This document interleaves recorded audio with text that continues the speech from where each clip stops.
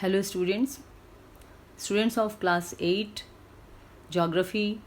This is second chapter and this is continuation of part 5. Now students, we have already started land use and we came to know about physical determinants and human determinants.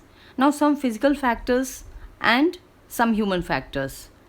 These two factors determine the uses of different purpose such as agriculture, forestry, mining, building houses, road and setting up of industries.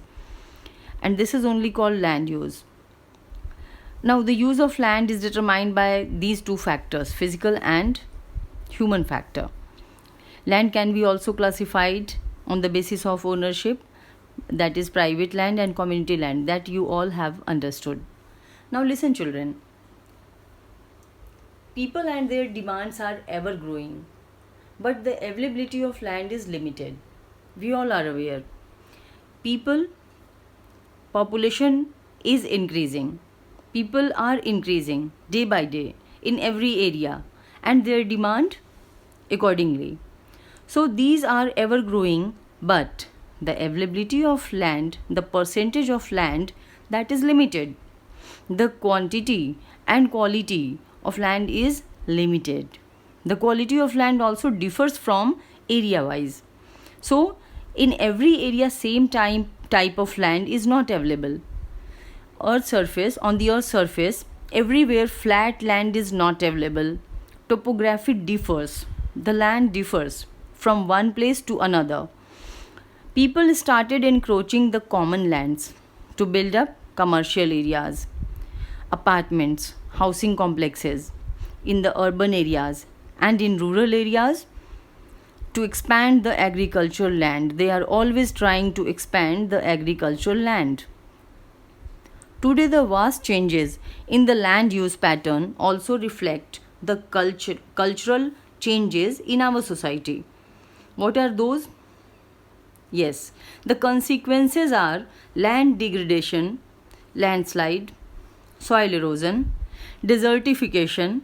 These are the major threats to the environment because of the expansion of agriculture and construction activities. Yes, of course, construction activities are also increasing. Number of industries, number of factories are increasing day by day, and this is leading to degradation of land. So land is degrading and some disasters like landslide, sometime earthquake is also faced by people. So we need to understand that people and their demand which are growing, we need to put a full stop somewhere. We need to give a pause. Then only we can conserve and we can be saved. It could be saved by us. It could be our nature could be saved. Okay, so this was about conservation of land resource. Now next we are going to understand why conservation is important. Growing population and their ever growing demand has led to a large scale destruction of forest cover and arable land and has created a fear of losing this natural resource because of unlimited demand. Therefore, the present rate of degradation of land must be checked. Afforestation must be done. Land reclamation means the area which is already converted into desert has to be reclaimed. Yes, people need to make it again green.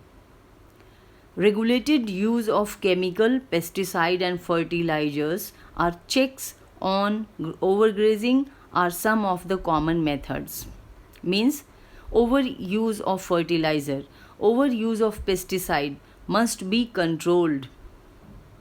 And the areas where overgrazing is a common problem, we need to check that so that we can conserve the resource, the land resource, which is literally very important, which is really important for us and for future.